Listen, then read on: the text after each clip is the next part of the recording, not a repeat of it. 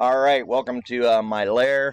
We are going to pull something completely out of my head today on this design. So we're going to create and see some of the differences in using what we've talked about in class, either top bottom up or top down type design work on this in Fusion. We're going to see how powerful Fusion can be, because we're going to start by creating a base part, and then we're going to build off of that part with all the other assembly work that we're going to be doing here as well. So let's go ahead and get started. We're going to start by creating a sketch. So I'm going to create that sketch on the top view here. This is going to be a rectangle, so I'm going to come in here. This is going to be measured 3 inches by 2 inches, and I want a wall on this, so we're going to go ahead and bring this in. We're going to offset that by a minus 0.1 100 thousandths. So that takes care of that. Now, if you kind of can imagine this, we're going to be machining this part.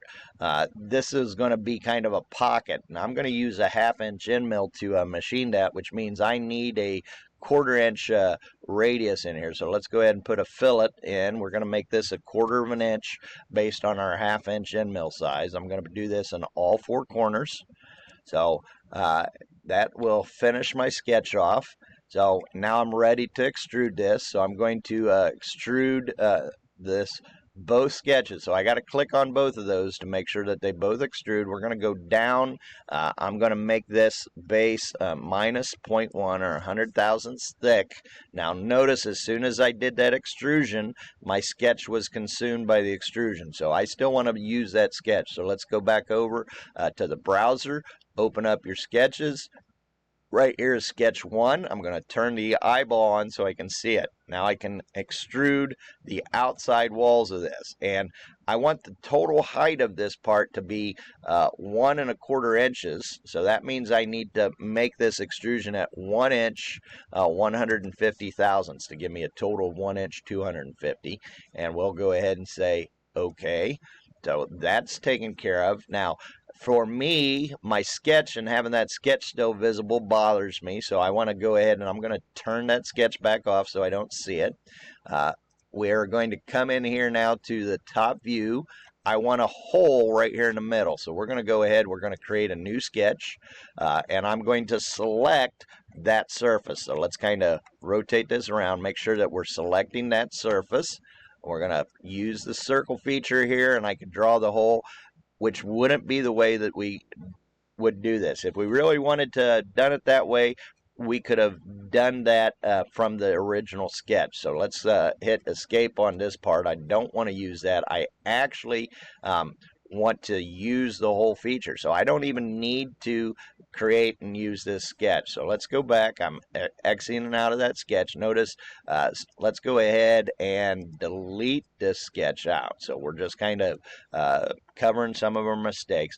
Yes, I could have used the sketch feature and drawn a circle on that, but I actually want to use the solid modeling tool of a hole here. So let's go ahead and click on the hole. I'll click on the surface. Here, I always recommend that you start by referencing where you want the location or the placement of the hole. So we need this surface here, and we want this to be in the middle. So we know that was 3 inches overall. So we can say 1.5 in this dimension. And we're going to go off of this top edge, and the overall height here was 2, so let's make that 1 inch.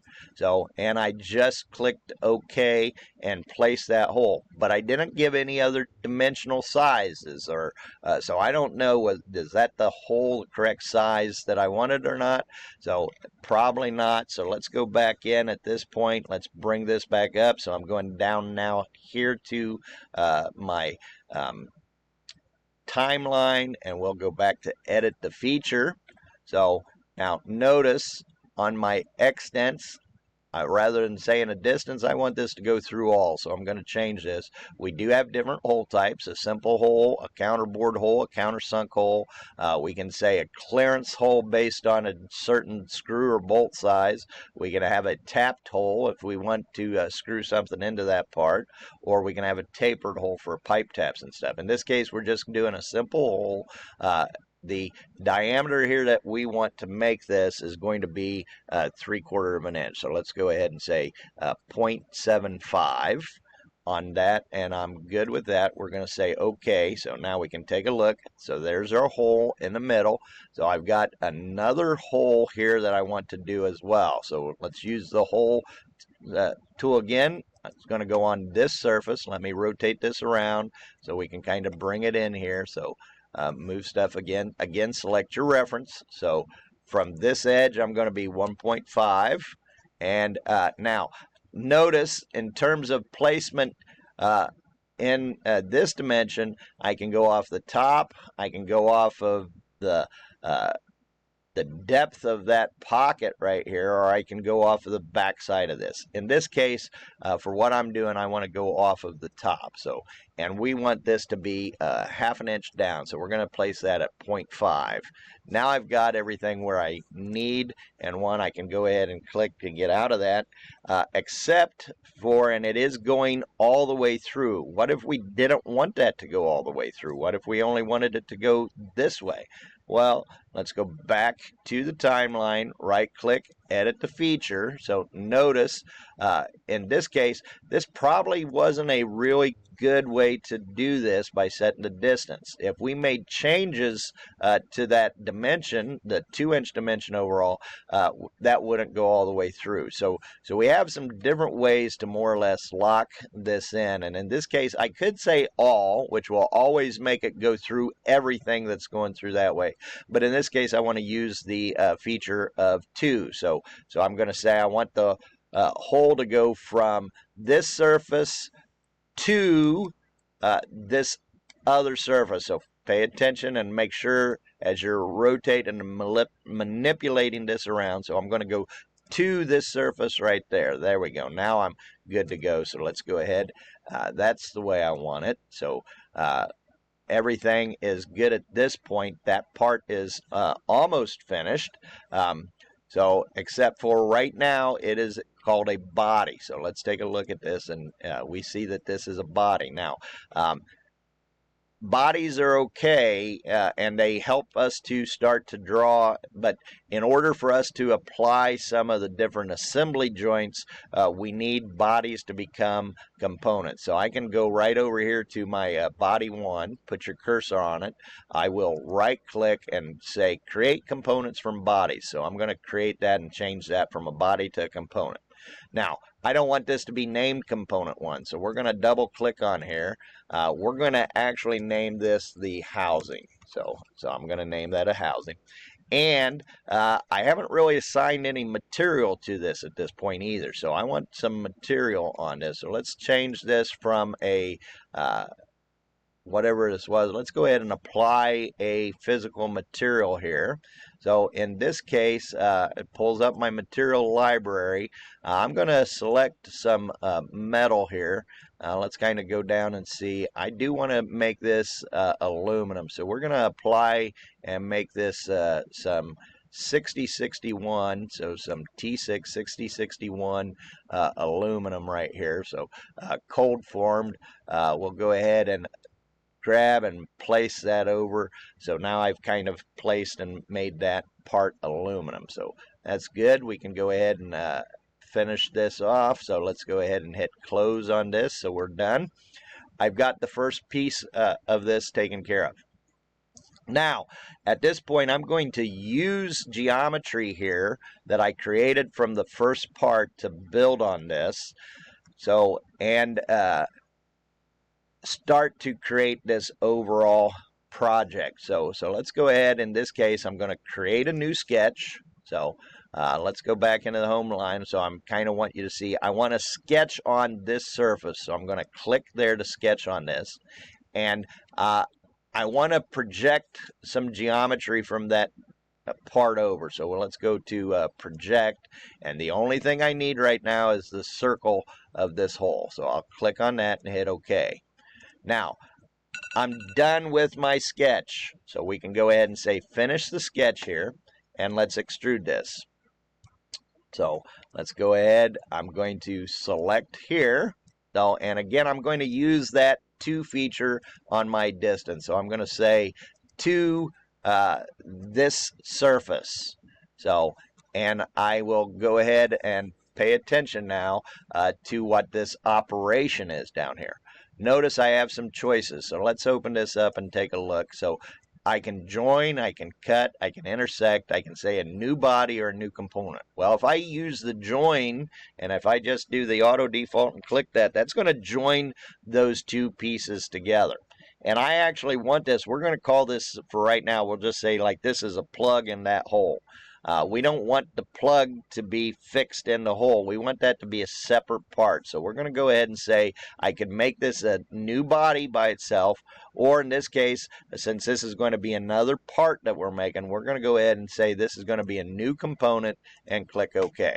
Now, let's kind of come back over here to the top. I want to show you. So notice I've got the difference in color because I assigned a material here, and this is kind of going off of default. So that's going to help me with viewing this. But let's take a look and see if these are actually joined here together. So I can also grab this plug and I can take it out of there at the moment. So that's kind of important. We can kind of see where that's at.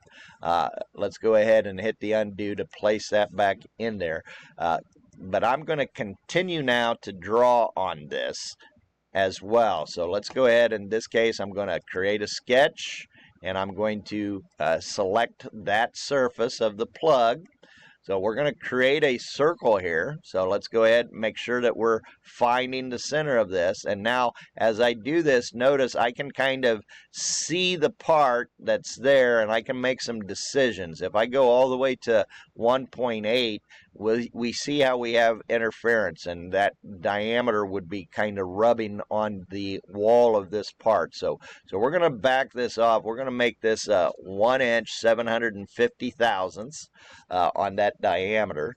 So let's go ahead and now hit enter there.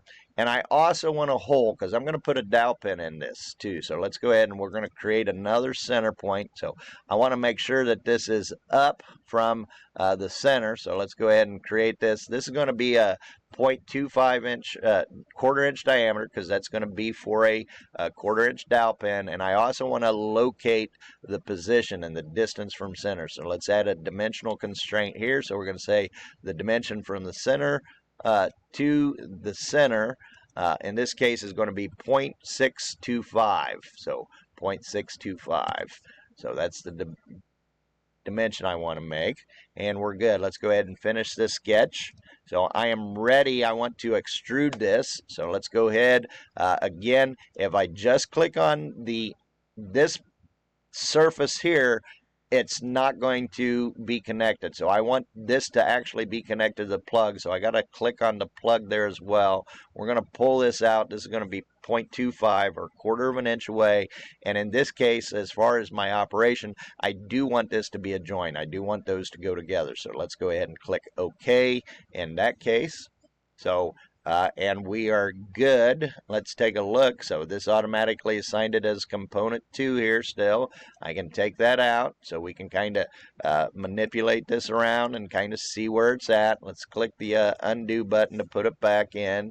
So I also want to rename this. So let's go ahead and rename this. Now let me show you how I did that. I put my cursor on here, right click and rename.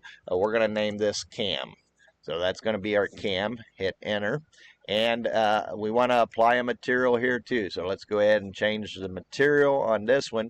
On this one, I'm going to make this plastic. We're going to have this be plastic. Let's pick something that we will be able to clearly see. So I, at this point, kind of like, well, let's take a look. Let's go back up here to this acetyl resin. We'll just say this is going to be acetyl resin white, and we're going to select that. notice that didn't really give me much of a difference. I can kind of see. So if you want to go ahead and try black, apply the black. If that helps you, there's not a huge difference between black acetyl resin and white acetyl resin. So other than color, let's go ahead and hit close. And now we have that part. Now, notice these two parts at this point still are not joined. They do come apart and are separated. So we'll come back in the next video. I will show you how we're going to basically attach these and